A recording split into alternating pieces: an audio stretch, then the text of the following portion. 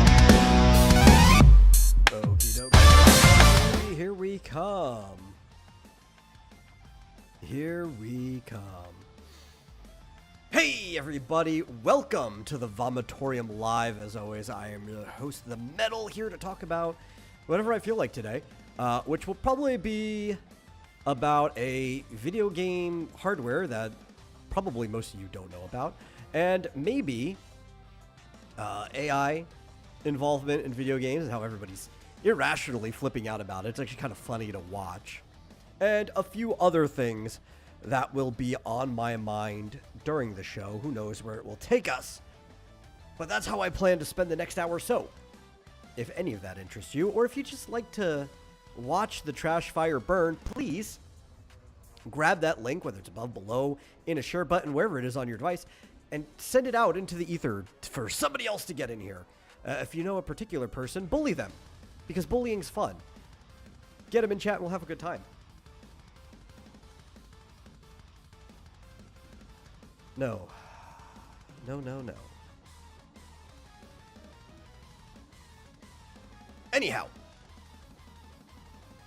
Yes, so the first thing we're going to talk about here at the top of our hour is that there is a video game, console, hardware, whatever you want to call it. I don't know if I'd personally refer to it as a console, but is a piece of video game hardware that will allow you to play games that has been sitting near the top of the market, but almost nobody talks about it because it's not from one of the major hardware suppliers, one of the members of the current console war, as they call it.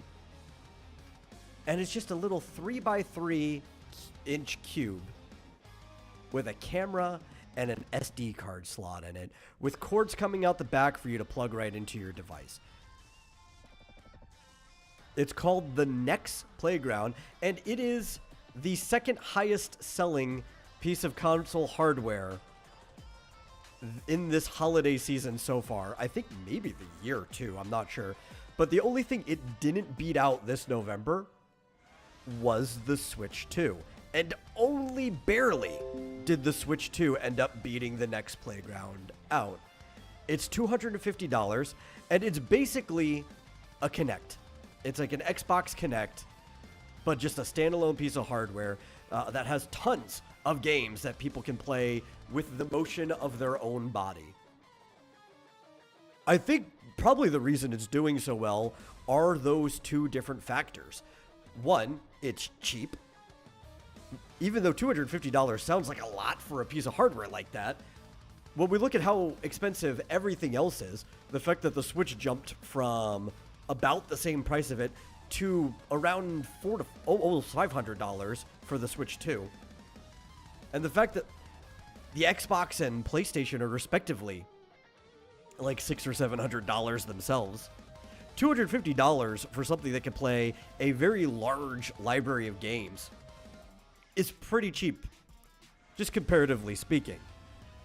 They're not the type of games I typically like to play. I wasn't really into the Kinect. Some motion control games I enjoyed back during the era of the Wii. I thought the Wii was pretty good. But even then, I think most of those games I ended up playing with controls, if possible, with joystick and buttons. I was a big fan of the nunchuck because it just let me use a joystick for pretty much anything that needed motion control for half of the games, because they knew that a lot of people didn't want to use motion controls. But they were super popular. Everybody loved motion controls during the motion control era. The Wii was popular in old folks' homes and daycares because basically anybody could play it. Kinect even more popular in the latter category, daycares. But it didn't do as well because of how expensive it was to get both an Xbox and a Kinect, even if you got it in a bundle, compared to the Wii. So now we have the Next Playground. About as cheap as a Wii, all things considered. Less hardware that you need to keep track of. It's just a little box that you plug into your monitor, TV screen, whatever device you have for it. And the library is big enough for the type of people that are playing it. But it outsold the PS5, outsold the Xbox Series X or S.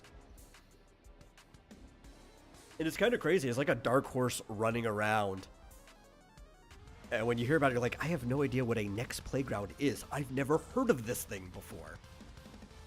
Very, very likely there are displays for it at malls, at like Walmart, electronic stores, any place that you'd be getting gifts for people. And the type of people who would be interested in this are also probably the type of people that would buy it right off of a shelf. It's not the type of thing that I think would necessarily appeal to your random internet denizen, somebody who spends all of their time online, especially people who are more into traditional video games, who might participate in the console wars themselves. It seems like something that would be disconnected from tech-savvy people. But most people in general are not tech-savvy people. Most people are fairly relaxed, fairly disconnected from everything else in general, and want something that's easy to set up, and easy to play, and also easy to quit whenever you want to quit. There's a reason things like Just Dance are some of the most popular games on the market, and they were still releasing them for the Wii, I think up until 2021. Might have been the last year that they released Just Dance for the Wii. And they're not trying to push heavy graphics. The next Playground has pretty low graphics, all things considered. But they understand you don't need extremely high fidelity graphics to be able to appeal to the average person who just wants something fun to do for anywhere between 10 to 30 minutes at a time. Which is how most people want to play video games. There's a lot of us that are basically like hobbyist gamers. We're fine with sitting down and playing a game for anywhere between an hour to 10 hours straight, depending on what mood we're in, whether we have the time to dedicate for it. We don't necessarily care about the time that it takes to dedicate to a game. I am caring about it a little bit more than I used to, but I'll dedicate a long period of time as long as the game is built for me to be able to put it down and pick it back up at some point in time. Not something that really wants heavy investment right now, but the average person kind of almost wants something closer to an arcade experience. That was always the sweet point for most people. They don't want to dedicate their entire life to playing a game. They want something where it's like they found a pocket of time. Maybe it's just before dinner. Maybe they just got off of school. Maybe they're taking a break from their homework. Maybe they're taking a break from work. Maybe it's something you and your coworkers want to do on your lunch break, and you just have 10 minutes to do. People want those type of games most of the time. Party games do really well. The arcade experience is why people like playing games like Temple Run on their phone. And this is the type of device that really appeals to that market. So I don't think I'd ever get one. Like, ever. It doesn't appeal to me. But I get it. When I looked into this thing, and I was wondering, what the heck is it? I get why it's selling really, really well. It's why, like, Farmville used to be super popular. Because you could just put it down and come back and check on it hours later and not have to care about it. So that's the next Playground. It's got a weird look to it, I guess, but almost a charming one. It's a cube, and design-wise, it's broken down into smaller cubes, about like halves and quarters. Actually, I guess technically eighths. They look like quarters from a face, but for a cube, it's more like eighths. And it's green, yellow, and gray. It looks like a really old device. Like, it has the color palette that maybe my old HP computer that ran Windows 98 back in the 90s probably had. So there's something a little comforting about having that vintage vanilla gray to it. The one that, you know, if you were to leave this type of gray out in the atmosphere long enough, especially if you had like a smoker in the house, it would start to dinge yellow, similar to the NES or even more so the SNES. It feels like an accessory that maybe I would plug into the computer or the printer or something back then. Everything else these days, they're either jet black, eggshell white. They're trying to look sleek. And this, I mean, as a cube, it is a pretty sleek design, but there's just something old and comforting about it. This is not a sponsored segment, by the way, because nobody watches the show. Who the heck would sponsor me? But hey, you know what? They should. I hope I'm doing a good job selling this. Because I could see a mom or a kid really enjoying this system. Heck, if I was a kid, I probably would have really enjoyed it. I think when motion control stuff started becoming popular, I was already a little too old to really get into it. And I had been playing games for too long. I was in high school when the Wii came out. And it's like, no, I want to play a real game. I like real games.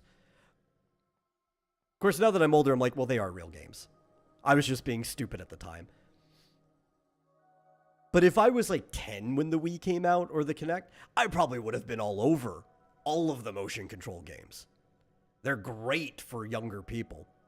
And they're great for elderly people who don't really have the dexterity to hit buttons quite like everyone else. Though, I say that, but they just had an Elders Tekken tournament in Japan very recently, and like an 82-year-old woman won it, I think. Sure, it was against other elders, but to be able to win a tournament at all means your arthritis can't be bothering you so much that you can't push buttons. Still, history shows the elderly prefer these get up and move games, mostly because they don't have to hit buttons. You don't need as much dexterity to play it, but also because it gets them up moving. And when you start getting to that over 60 age, anything that gets you to want to get up moving is good for you. You need to be moving a lot. Actually, don't ever stop moving. If you just don't ever stop moving, you don't start getting into that problem later in life. Go for a walk for like an hour every day if you have the time. If not, at least get 10 minutes in. It could be easy to find a 10-minute walk period. But I guess you don't need it so much if you end up getting a system like this, because you could use that motion control period, that section of your day, to be able to exercise while having a little bit of fun.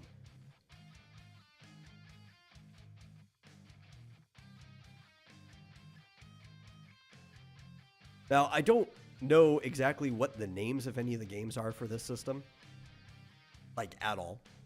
I assume that a lot of them are the stuff that were on the Kinect, or people who would have liked to still make things for the Kinect, but really don't.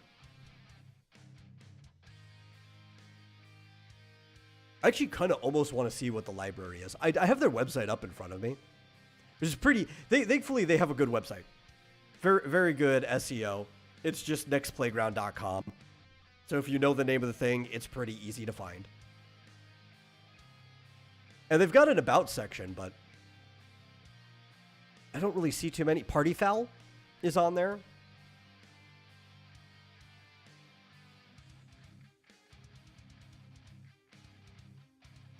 Some of the stuff that like they look like they could have been phone games, but motion controls work for them.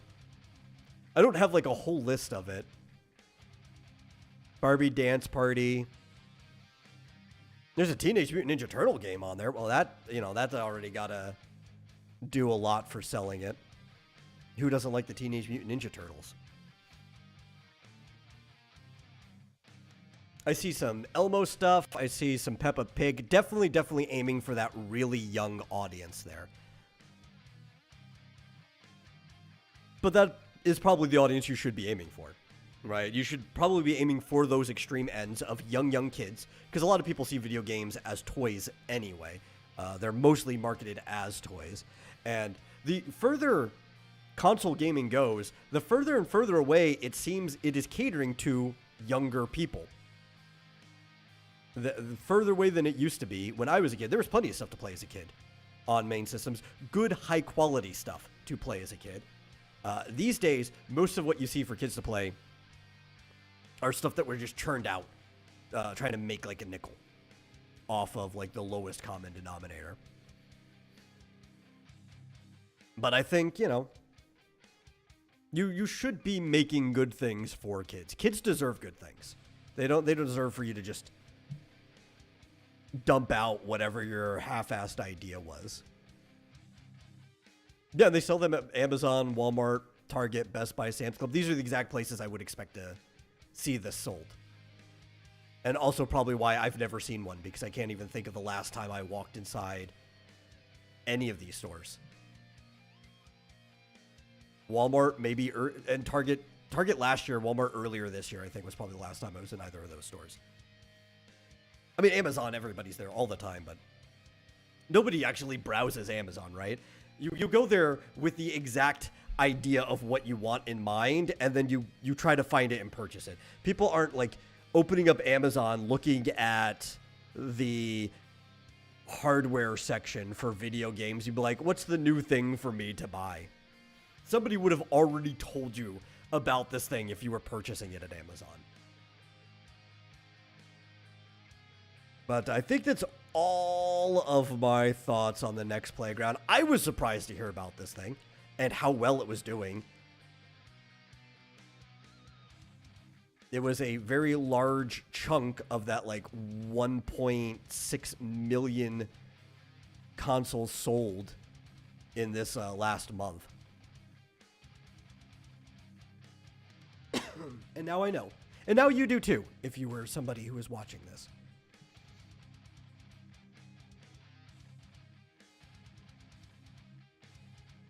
This is the next thing I wanted to talk about. Oh, I wanted to talk about AI in video games, but specifically how much everybody is freaking out about it and getting mad at people for no reason. So one of the most recent ones was with Larian and Baldur's Gate 3. And I think there was another one recently too with the Expedition 33 team as well, separately. But this came from a Larian AMA over on Reddit. And it was talking about... Oh, actually, you know what? It wasn't even Baldur's Gate, it was Divinity. They were talking about Divinity. Though I think I remember seeing that Baldur's Gate came up somewhere in there. But they were talking about Divinity. And people were asking about all kinds of things. But at a certain point, it shifted towards the team's attitude towards AI tools in games and development and all sorts of things. Which their basic stance was, if there's a tool in the market, we're going to look into the tool, right? We're going to see how we can use it to the best of its potential, if it'll help us make games easier. Which is kind of like my opinion when it comes to any of these tools for games. I'm not an AI hater. If anybody's watching the show, I hope they've already glanced that from me, that I don't hate it. I am skeptical of how good it can be for most things. A lot of people think that AI is going to be able to replace everything involved in the process. I'm not the only one skeptical of that. CD Projekt Red has also said that they are skeptical of how well AI can replace industry talent. And they can't even imagine that it would be able to let them lower their headcount. Like, they don't think they would be firing anybody over it. Which I'm right on the same page with them. I don't know why you would. If anything, if you have a new tool, what it should do is let you use the people you already have more effectively, right? If you teach them how to work in conjunction with a tool. And that's all this stuff is. I saw a lot of people freaking out about just the mention of the term AI in a video game. Like, somebody was recommending, what was it? It was somebody's tweet. And they were recommending somebody play Resident Evil 5 and 6, which are co-op Resident Evil games. But if you don't have a friend, it's okay. They give you a CPU to play with. And in their quote, they said, but the AI is pretty bad. And the person's like, ew, AI. It's like, what do you... AI's been in video games for years, depending on how you use the term AI. If anything, video games have been the forefront in advancements of artificial intelligence of different ways. We've had CPUs that you can play against for ages. Like 40 years now. Technically even almost 50 years. But some of the stuff where it actually sophisticatedly looks like you're playing against somebody, that's closer to 30 to 40 years old. And now, we've got tons of different things we label AI. A lot of the stuff that people are talking about now is what you call generative AI, but even that is a blanket of many, many different things, right? If somebody is talking about generative AI, off the top of your head, you don't actually know what they're talking about, because they could be talking about an image creation software. They could be talking about something that completes text, right? Text prediction software. It could be text-to-speech software now is generative AI, or speech to text. It doesn't even have to try to finish it itself. It could be working in conjunction to something that a human already started in some way. And its job is just to try to predict what you are saying, because there's a delay between you and the computer.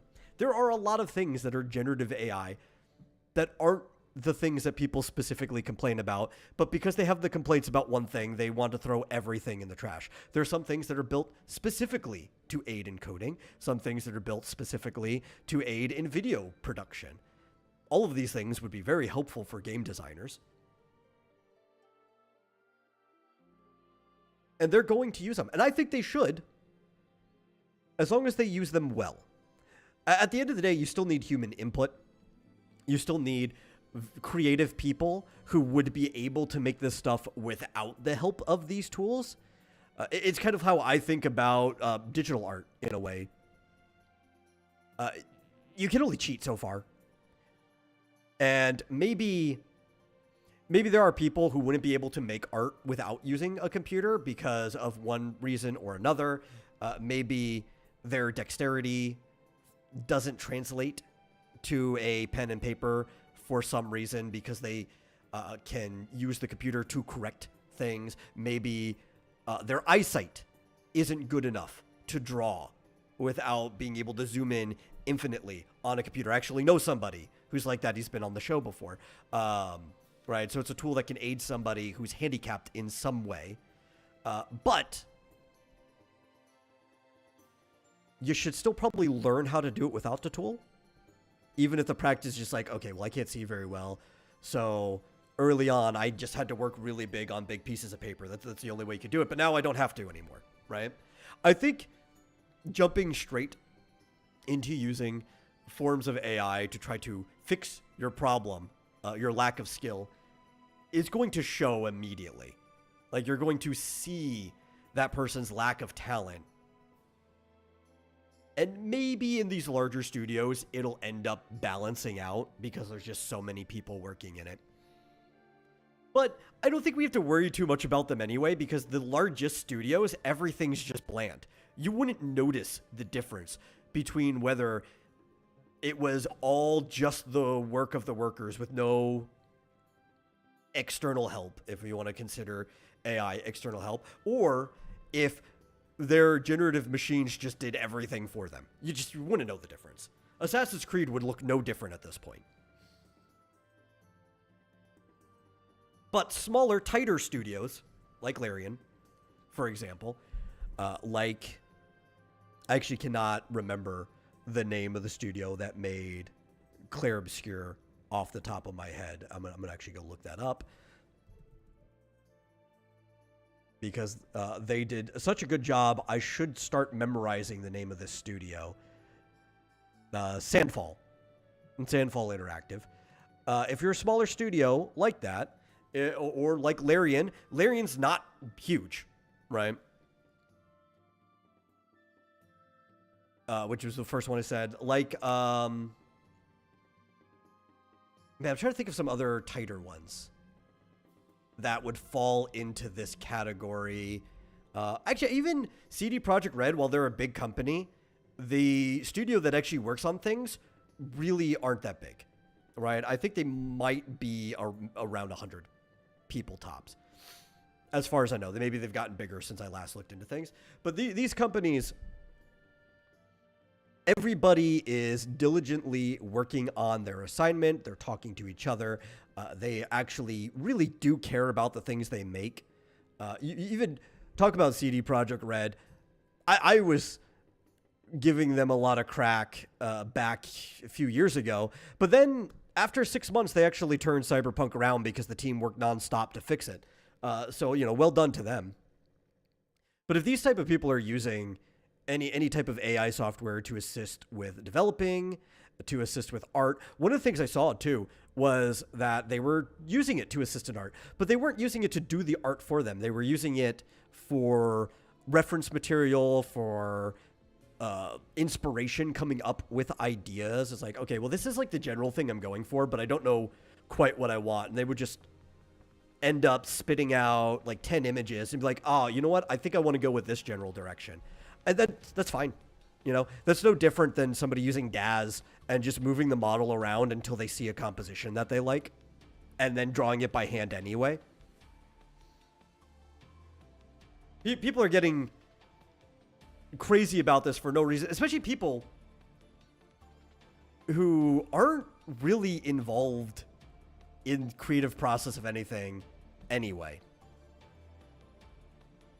Like, I get it if you're an artist and you think that AI is replacing you in the workforce, which that is sad if that ends up happening. There are going to be some jobs that just aren't available because some stupid middle management guy is like, well, we don't have to hire someone. We could just use AI. That's going to happen. No, nobody's going to say that's not going to happen. But also, you were competing with millions of artists anyway. So I mean, it probably wasn't the best direction to go even before AI. You just now want an excuse for the reason why you didn't get hired somewhere. Trying to figure out where my train of thought was going with that. I lost it halfway through. But, oh, I actually do make stuff. I know how much work it goes into making all of this stuff, even when you do get a little bit of aid from one thing or another. And when there are people who aren't involved in any, like, discipline, involved in creating these things, or don't really know too many people involved in creating these things personally, and they come out and saying, like, oh, well, look at all this laziness, look at these guys just don't know. Doesn't mean their opinion on the quality of something isn't wrong. I think you don't need to have any skill involved in any of this stuff to be able to tell the quality of something, right? You don't need to be a 5-star chef to tell the quality of the food you're eating at a restaurant, right? But you don't know the difficulty that goes into it if you don't have any of those skills. These are two different subjects. You could talk about these two different things. See, if it shows us here, and he says, most games don't even have art direction, obvious considering all the yellow paint. Well, I mean, they technically do, but you could say it's lackluster art direction, right? It's everything's on a scale. And just because something's bad doesn't mean they don't have it. It just means it's a bad example of something. And for a lot of cases, yellow paint is bad art direction. Also bad design as well, to try to compensate for the problem that everything looks so hyper photorealistic now that if you don't put some type of marker on something, it all just blends in and people don't even know what they can interact with. Not a problem that we had back in the day, or even in more stylized games now, where everything's got crisp edges. You can tell where every object is, what you can and can't interact with. And there's other ways of highlighting something other than yellow paint. You can use the UI. You can literally give something a halo when you're looking at something that's interactable. There are tons of ways of showing it off. Better art direction, better game design will find the different things that you need to do that. We just have really bad, bland game design for a lot of AAA things who care more about looking like the world outside than they do about making a fun product most of the time. And I remember the phrase that almost all of my friends and I would say back in high school as things were getting more realistic anyway, because this was something that was already happening back in the days of the PS3, right?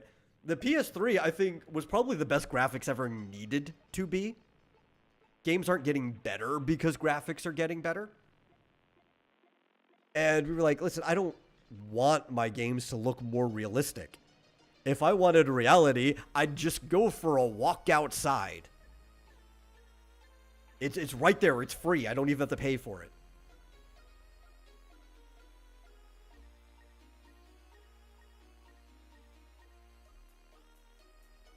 So I don't think any of these companies using any form of AI tool is really going to change anything at the end of the day. Other than maybe, just maybe, it will speed the process up.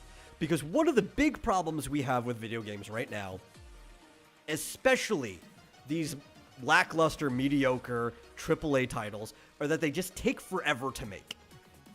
A game might be in development anywhere between 6 years to a decade, wasting so much money that if they aren't a smash hit, they lost money over the development. And what's the point of that? If you can shorten the time, if you could shorten the load on creating a game in some way, if you could get it back to the average 2-year cycle, which is what games used to be for most of game development history. The idea was because you have to be able to make back the money that you are spending during the production of the game, paying your employees, whatever other costs were happening. That 2 years is all you could really afford to spend on a game. If you could get back to that, that'd be fine. How great the game looked was more about what money and what resources you could throw at it during those 2 years. But on average, it used to be we just spent 2 years on a game. That's been that way since the 70s. When you look at the dev time for classic video games, all the way into the aughts. It was only around the late aughts that games started taking longer and longer and longer to make. And back then, the ones that were taking forever, we used to make fun of them.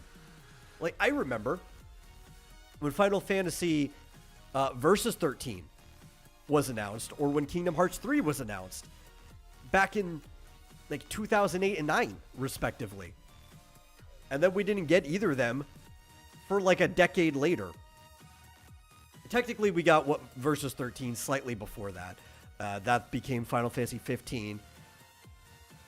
And it was in about 10 years of production held to the point that it became a completely different game. And really only had 3 years of real development on it because everything else was scrapped. But we used to make fun of games. Yes, or Duke Nukem Forever.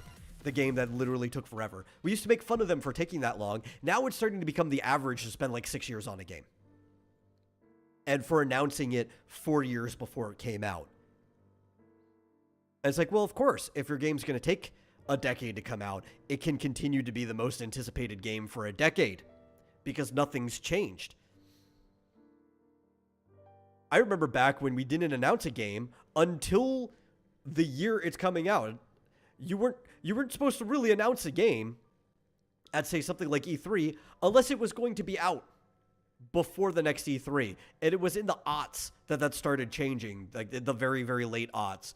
And they're like, oh, well, this one might be 2 to 3 years out. Well, if it's 2 to 3 years out, how much production time did you already put into it? Is it at the beginning of the 2-year production time? Or have you already spent a year and you're deciding to announce it now and it's still going to be 3 years away? I think, especially with the AAA titles that are becoming more and more bland over time anyway, and the fact that I don't think AI can make them any worse, to be honest, the big benefit is the fact that we might be able to go to back to annual or semi-annual, or not, biannual, not semi-annual, we're never getting that, annual or biannual titles. Back to the way things used to be. And maybe, just maybe, we can also give quicker feedback on them too. The problem with a game that takes 6 years to make is all your feedback is from the last game from 6 years ago, not about the one being made now. So there's just very, very large delays in the evolution of these games on what the players actually like or not. It's kind of like how an insect can evolve a little bit faster because their maturity cycles are so small. They can adapt to the pesticides that you're using on them because they have many, many generations in a short amount of time. The closer games are in production to each other, the more feedback the audience can actually give in succession to each other. And maybe, if the feedback is loud enough, things can actually start moving in a decent direction again.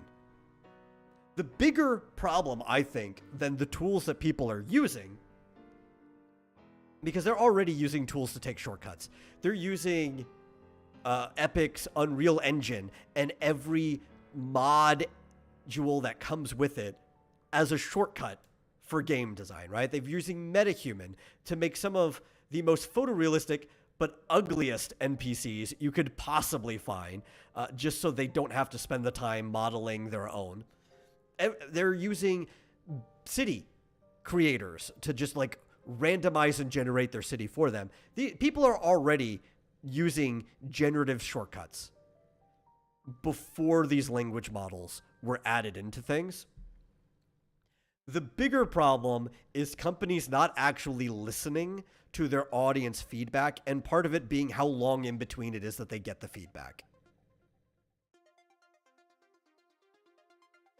Now, part of that to change might mean firing some people. At certain companies, we know which ones probably need to have people who've been making bad decisions fired for a while. Maybe getting some new blood in there anyway, because they don't have any of the old blood that actually made the games good anymore. But there's too many problems with the larger industry than using AI as a tool. And maybe we shouldn't be yelling at the few companies that are out there actually making good games like Larian. Because at last I checked, didn't everybody like Larian's last couple games? Or maybe all of them. I know the older like Baldur's Gates aren't as popular as the new one. But like I'm pretty sure all of their games that they've recently put out have received a lot of love. So the people who clearly care about their games, maybe they're not the ones we should be yelling at.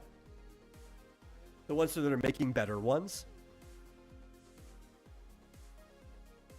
Imagine the gameplay opportunities that generative AI opens up. I could think of a few. There's probably way more than I could actually imagine because I'm not fiddling around with it, right? Like, I think my mind will probably come to some dead ends quicker than if I was actively messing around with the stuff and doing it myself. And then I could probably think of things that I wouldn't even think of thinking of. There's probably way more than I would give it credit for. But I think it might open up more opportunities for smaller studios, though. Not necessarily for gameplay, but just to be able to get their game out at all. I think that would be great.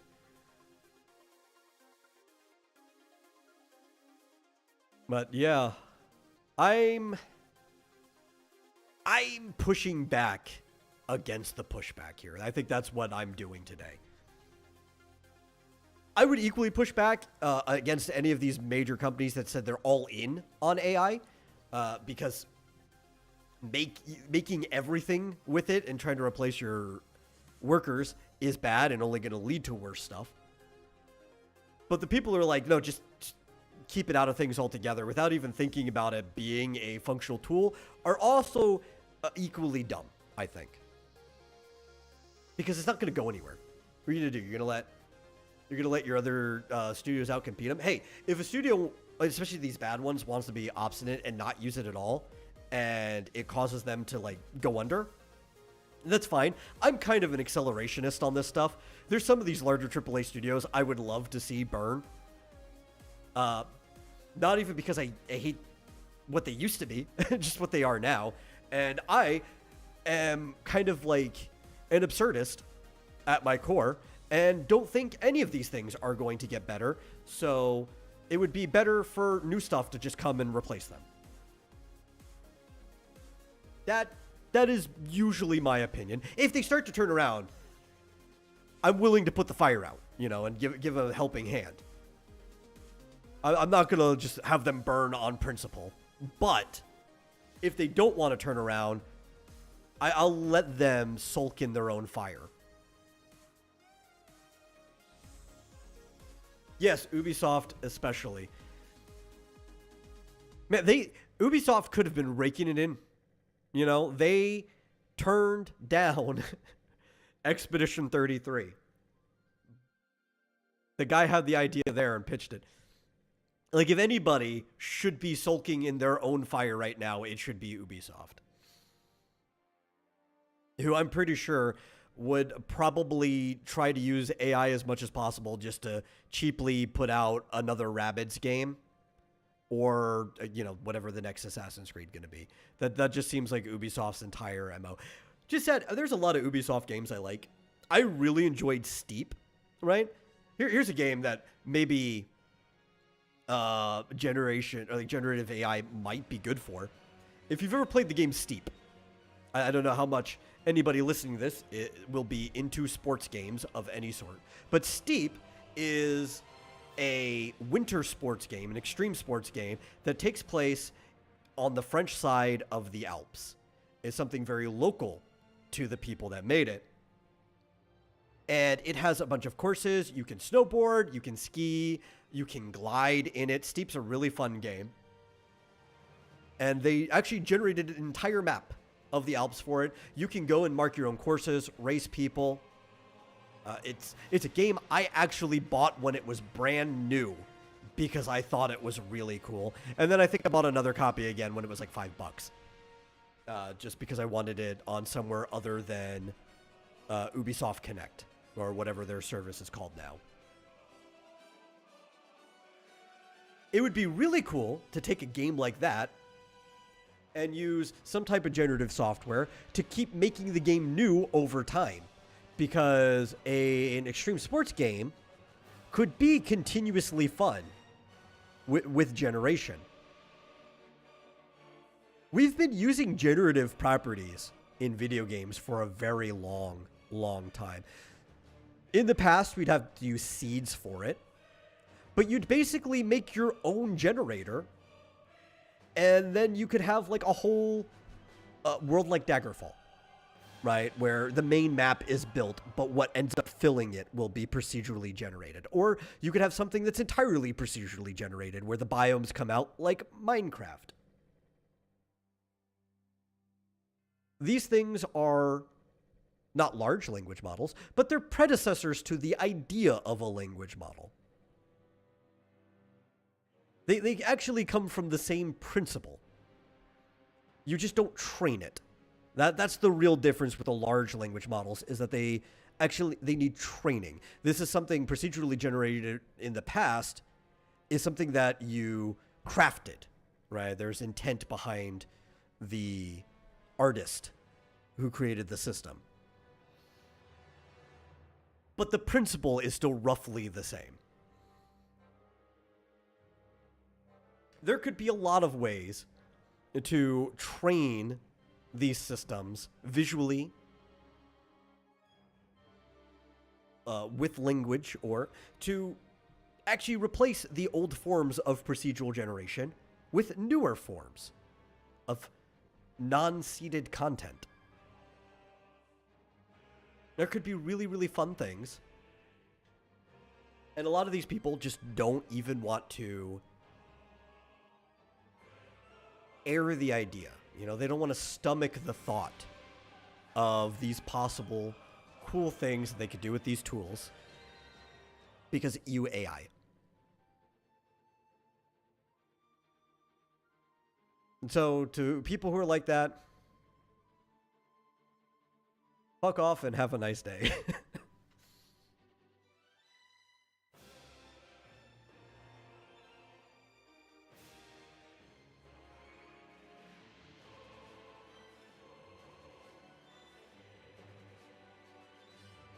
There was something else I wanted to talk about in these last few minutes, but I can't remember anymore. Something unrelated to the other two topics. And I should have wrote it down on a piece of paper before I started the show.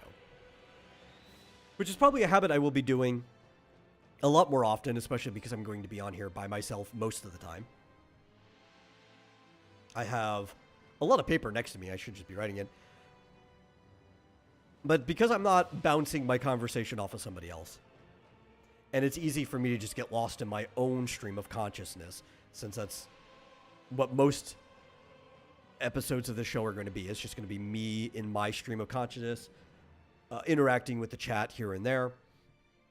I really will start writing things down on a piece of paper so I can check my notes and know what I wanted to talk about, instead of hoping that I remember to bring it up in my browser and that the tab is still there. Half of the stuff that I usually ever want to talk about, I don't need to find an article on. If I do find an article, even if I'm not reading too much off of it, having it there does remind me of what I wanted to talk about.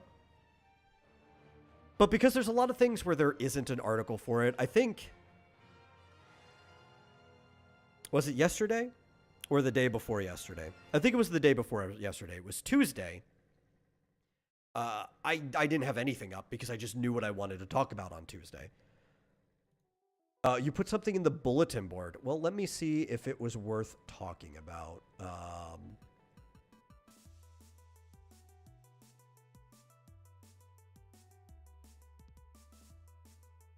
Oh, yeah, the new Styx game. I don't really have much to say about it. I didn't watch the trailer. Styx is pretty good, though. A lot of people were iffy, I think, about the last installment. But I didn't play it, so I can't really talk too much on it. I'm glad it is a series that's still going. I can definitely say that.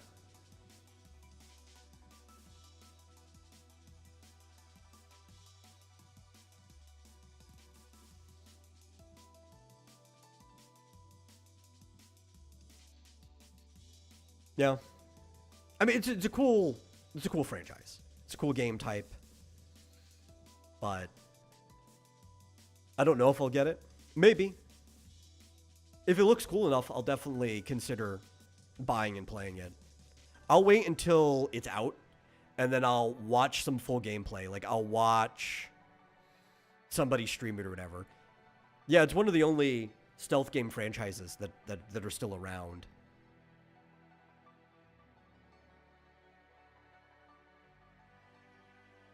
There's not a lot anymore. I think... Because they tried to bring Thief back, but... You're talking about something wasn't even iffy.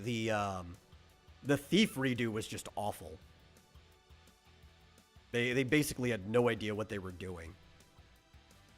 And so... Styx is kind of like the only thing sitting in that place that Thief used to be in. It's the only option you have for that game. Hitman's the other one. Is Hitman still going? I mean, I guess it technically didn't stop going, but it's moved around from publisher to publisher for a while. I can't remember the last time it came out. I remember Square almost ruined the series with the whole, like, build your own... No, that wasn't. That was the other one. That was Deus Ex. But they did... Oh, no, it was the live service Hitman. That was the one they almost ruined this series with. But they've since sold it. Like, they don't own Hitman anymore anyway. I just haven't seen a new one since the one to know if it's any good. I think... Who is it? Embracer Group, I believe, are the current owners of the Hitman franchise. Unless it went somewhere else. The last one came out 2 or 3 years ago. Okay, yeah, that's pretty recent. Right, that's still within development cycle for a new one to come out. I think I would probably focus more on remastering some of the old ones, though, if I had just picked them up. But it's good that a new one had come out recently.